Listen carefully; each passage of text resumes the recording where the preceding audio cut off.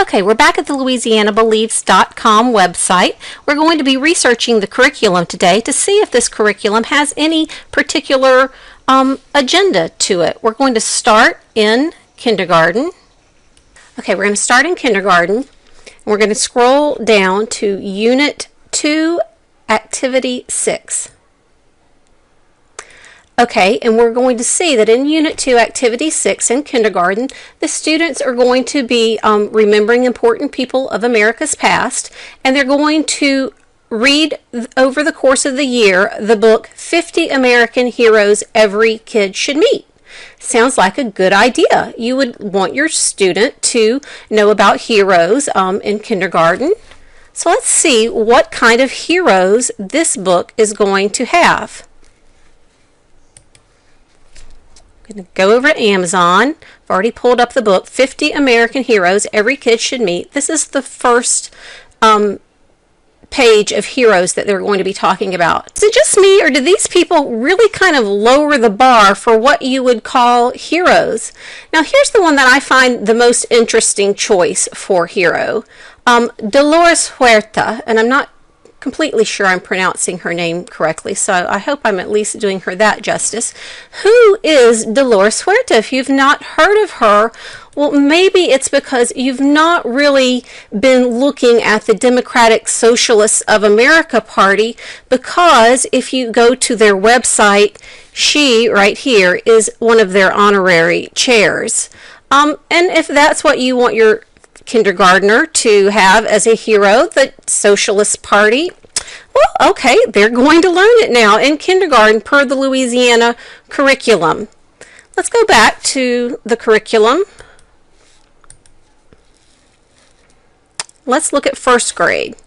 Now, first grade last week was being really tricky on my computer. It would not load past the activity 7, and we want to get to activity 8, but the last time I checked it seemed to be loading activity 8. If we go down to activity 8 in first grade, the first unit, a hero is. Once again, we're having heroes. We had heroes in kindergarten. In first grade, we're going to have heroes as well, and we're going to be learning about these heroes. Okay, Helen Keller. Do you happen to know Helen Keller was a communist? I'm not going to take anything away from Helen Keller. I think she was a really cool lady, that she could do all that she could do, but she was wanting to be known as a communist more than for the fact that she was a blind, deaf lady. George Washington Carver, I think he might have been in that kindergarten books, and okay. Claire Barton, I think she was in that kindergarten book as well. Cesar Chavez, again, wow, they had him paired with Dolores Huerta. Wonder if we're going to get him again. But look at this, Oprah Winfrey, Steve Jobs, and Barack Obama. Okay, well, I don't know. Politics? You decide. Okay, so we're going to look now at grade 2, unit 2. We're going to go down to activity 12. Famous Americans and their contributions.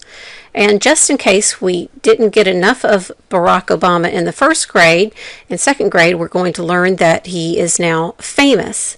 As you have already saw in our episode 2 of Game On JW, we watch videos of Michelle Obama in the third grade, so that's going to bring us now to fourth grade. Okay, so we're on to the fourth grade sample assessment items for social studies, and this is this year's assessment sample items, because you can see the Louisiana Believes logo up there. That was just introduced, I believe it was introduced this past January, so this is brand new. This is not something that they have had for a while, although the curriculum might be part of the past. This sample thing is this year. Okay, well, the first one that gives me a bit of pause is number 5. It says, the Bill of Rights gives Americans freedom of the press. Now, at first glance, you might not think that there's anything wrong with it saying that, but the Bill of Rights doesn't give our freedoms, because if the Bill of Rights were the only thing that were giving us freedoms, then they could just as easily be taken away from us. The Bill of Rights enumerates our freedoms, and there's a difference, and it's You might just think it's a semantic difference, but it means something. Okay, so, maybe here, whoever was making this little test sample just, wasn't really clear on those points. And I could almost let that slide, except that there probably is definitely an agenda here when you get down to question 20. Okay, here we have question 20. Use the quotation below to answer question 20. We hold these truths to be self-evident that all men are created equal, that they are endowed ... with certain unalienable rights.